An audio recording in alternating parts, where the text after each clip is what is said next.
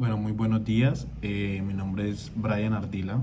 Eh, entonces, como por consiguiente, voy a dar respuesta a la primera pregunta de la evaluación, donde dice que cómo se involucra a los psicólogos en el proceso terapéutico. Recordemos que un proceso terapéutico hace referencia a un conjunto de fases por parte del psicólogo con el paciente, donde hay una apertura hasta una finalización del tratamiento. Este proceso terapéutico inicia desde que el momento en que el cliente o el paciente ingresa al consultorio y acuda al psicólogo por un trastorno, un malestar que le incomoda, y desde ahí se va empezando como la primera fase del tratamiento.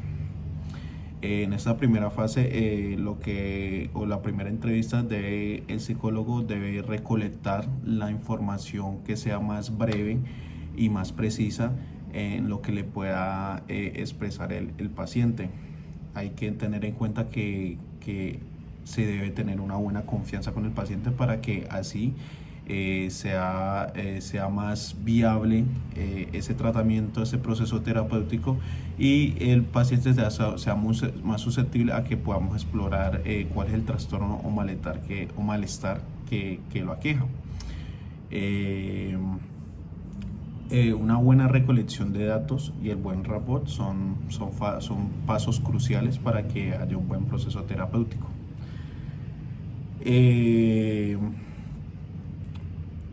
En conclusión, el proceso terapéutico no tiene enfoques en la psicología, independientemente del psicólogo qué enfoque utilice para hacer psicoterapia. Todo va a una cabalidad, y es que hay que tener un buen rapport, una buena expresión, una buena confianza con el paciente, y hacer una buena recolección de datos bibliográficos para continuar con ese tratamiento, con ese proceso. Bueno, siguiendo con la respuesta a la segunda pregunta de cómo el código ético se extiende como instrumento a la psicología, hay que garantizar la protección de los usuarios en los servicios psicológicos, eh, a apoyar a las normas y vincularlas que rigen, que son los principios generales del código ético, entre ellos que está la confidencialidad y la responsabilidad. Apoyar a todas las áreas de aplicaciones de la psicología, y apoyar al psicólogo completamente en la toma de decisiones sobre terceros que pueden interceder en el comportamiento. Y hablando de las bases generales del código ético, es el respeto y el derecho a la dignidad de las personas, un cuidado responsable, y responsabilidad social y a la humanidad. Y ya terminando respondiendo a la tercera pregunta, donde nos dice que realizar un análisis del procedimiento de entrevista de algunos de los videos sugeridos en clase, donde hay que exponer los puntos fuertes y débiles de la intervención psicológica. Bueno, yo creo que no es más que puntos débiles, pero sí puntos fuertes, en donde esto nos enseña que donde vamos a estar muy cerca en nuestro proceso de ser futuros profesionales, de cómo hacer una buena entrevista, de cómo abordar una buena psicoterapia de diferentes tipos de trastornos. Los puntos fuertes es saber que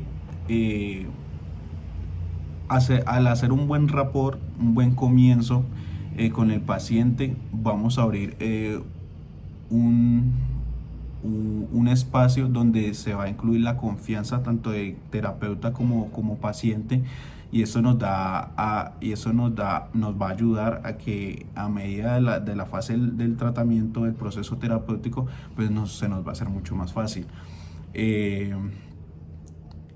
Hacer preguntas pertinentes y poder hacer un buen diagnóstico nos va a ayudar, que dependiendo del enfoque como psicólogo tengamos, vamos a utilizar la prueba o el test necesario para ese tipo de trastornos. Hay que tener en cuenta que que el observar al paciente nos puede decir muchas cosas, tanto la comunicación verbal como la comunicación no verbal.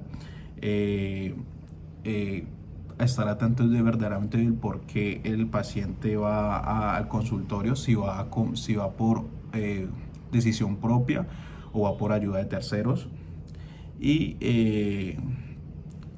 cuando nos habla como ese tipo de sintomatología que nos expresa.